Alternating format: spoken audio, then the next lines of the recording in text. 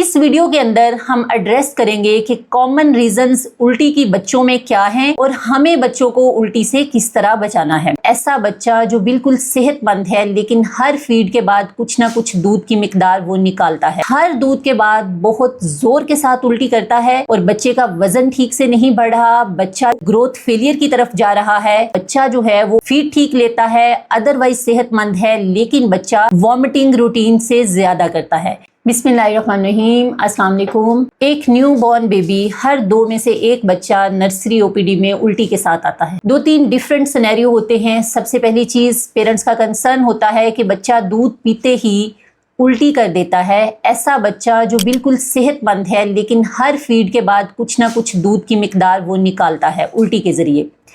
Second चीज ये है कि वो बच्चा जो हर दूध के बाद बहुत जोर के साथ उल्टी करता है और बच्चे का वजन ठीक से नहीं बढ़ रहा, बच्चा जो है वो ग्रोथ फेलियर की तरफ जा रहा है, ये एक डिफरेंट चीज़ है। एक थर्ड चीज़ जिसमें ये है कि बच्चा जो है वो फीड ठीक लेता है, अदरवाइज सेहतमंद है लेकिन बच्चा वॉमिटिंग रूटीन से ज़्यादा करता है। तो ये वो 2-3 डिफरेंट सिनेरियोज हैं जो ये अंडरलाइंग रीजंस को बताते हैं कि न्यू बॉर्न बच्चे उल्टी क्यों करते हैं। पहली बड़ी वजह बच्चों के अंदर उल्टी की है ओवर फीडिंग। एक न्यू बॉर्न के मैदे का साइज 5 से 10 ml तक दूध की मिकदार बर्दाश्त कर सकता है, जो कि 3 दिन के बाद उसके हाफ औंस या 15 to 20 ml तक पहुंच जाती है। एक हफ्ते के बच्चा 1 औंस तक दूध एक टाइम में पी सकता है, यानी 30 ml दूध की मिकदार एक टाइम पे वो हजम कर सकता है। अब अगर एक ऐसे बच्चे को हम 2 दिन के बच्चे को 1 औंस दूध पिला देंगे, 1.5 औंस दूध पिला देंगे, या उस बच्चे को हर घंटे बाद जो है आप हाफ औंस भी पिला देंगे, तो वो उस बच्चे के लिए ओवर फीडिंग है। तो न्यू बॉर्न बच्चों में उल्टी की सबसे बड़ी वजह ओवर फीडिंग होती है। सेकंड बड़ी चीज़ जो है वो बच्चों में है एसिड रिफ्लक्स। एसिड रिफ्लक्स क्या है? एक न्यूबॉर्न बेबी का स्टमक का जो मसल्स होते हैं, जो पट्टे होते हैं, वो इतने वेल डेवलप या मेच्योर नहीं होते।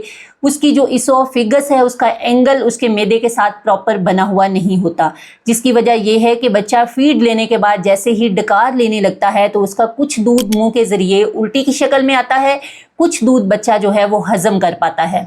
तीसरी चीज़ ये हो सकती है कि हमारा बच्चा जो न्यूबॉर्न बेबी है वो किसी इन्फेक्शन का शिकार हो सकता है। इन्फेक्शन उस बच्चे में सेप्सिस की शक्ल में हो सकता है, लेकिन एक ऐसा बच्चा जो इन्फेक्शन का शिकार है वो बच्चा दूध ठीक से नहीं पी रहा होगा, वो बच्चा एक्टिव या प्लेफुल नहीं होगा, ऐसा बच्चा ढीला या सुस्त हुआ होता है और आपको दिखने में बीमार लग रहा होता है।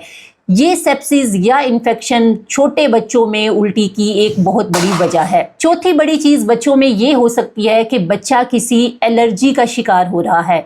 वो एलर्जी न्यूबॉर्न बेबीज़ के अंदर मोस्टली फूड एलर्जीज़ की शक्ल में आती है, जिसमें सबसे बड़ी चीज़ उसकी मिल्क एलर्जी हो सकती है। लास्ट वीडियो हमारी थी काउ मिल्क प्रोटीन एलर्जी पे। अगर आपको इसके बारे में इंफॉर्मेशन चाहिए तो आप पीछे से वो वीडियो देख सकते हैं। अगर बच्चों में एक बहुत बड़ी रीज़न है कि बच्चा मिल्क की वजह से बार बार वॉमिटिंग के साथ प्रेजेंट करता है।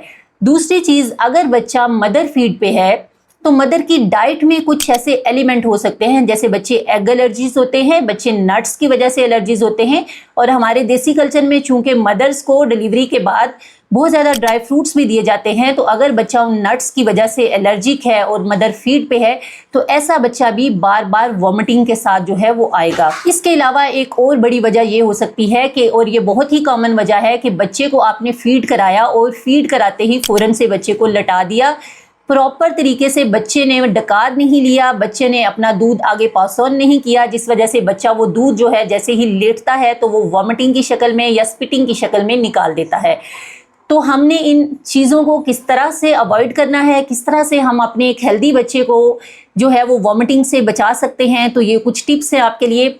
सबसे पहली चीज़ ये है कि हम बच्चे को ओवरफीड ना करवाएं। अगर आपका बच्चा कॉलिक की वजह से तंग है तो सबसे पहले आप पहचानें कि बच्चे को भूख लगी हुई है या बच्चे को गैस तंग कर रही है। तो उसके लिए हमें यह है कि बच्चे को एक अप्रोप्रिएट क्वांटिटी में या उसके मैदे के मुताबिक जो है वो आपने फीड देनी है।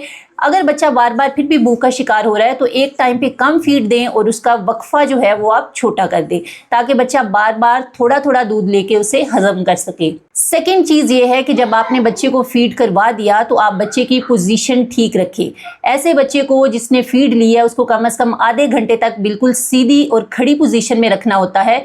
उसके लिए ये है, अगर आप बच्चे को फ़ौरन से लटा देंगे तो वो दूध जो उसने लिया हुआ है वो अपने पट्टों की कमज़ोरी की वजह से, मैदे की वजह से, एसिड रिफ्लक्स की वजह से या डकार लेने की वजह से वो बच्चा कुछ दूध निकालेगा। और ऐसे बच्चे जिनको डकार दिलाए बगैर आप लटा देते हैं या आधे घंटे तक बच्चे को दूध हजम नहीं कराते, तो ऐसे बहुत से बच्चों में जो है वो सडन इन्फेंट डेथ सिंड्रोम या बच्चे जो है वो कॉम्प्लिकेशन का शिकार हो जाते हैं। बच्चे वही फीड अपना सांस वाली नाली में ले जाते हैं और एक डिफरेंट कॉम्प्लिकेशन के साथ प्रेजेंट करते हैं। एक और इम्पॉर्टेंट चीज़ कि अगर हम मदर की डाइट को ऑब्जर्व करते हैं, बाकी कोई फैक्टर नहीं है, ओवर फीडिंग नहीं है, बच्चे को डकार ठीक से दिलाया है, इसके बावजूद भी बच्चा आपका ठीक नहीं है, एक्टिव नहीं है, प्लेफुल नहीं है, हो सकता है वो इन्फेक्शन का शिकार हो, तो हमें उसके लिए इवेल्युएट कराने की और डॉक्टर का मशवरा लेने की ज़रूरत है। एक इम्पॉर्टेंट चीज़ ये है कि जिस रूम के अंदर बच्चे को रखा जाता है उस रूम के अंदर कोशिश करें कि उनके फादर या उनके जो भी ग्रैंड पेरेंट्स हैं वो सिगरेट या उसका टोबैको का कोई भी धुआं जो है वो उस कमरे में ना हो। बाज़ औक़ात उसकी वजह से भी बच्चे जो है वो बार बार वॉमिटिंग कर रहे होते हैं।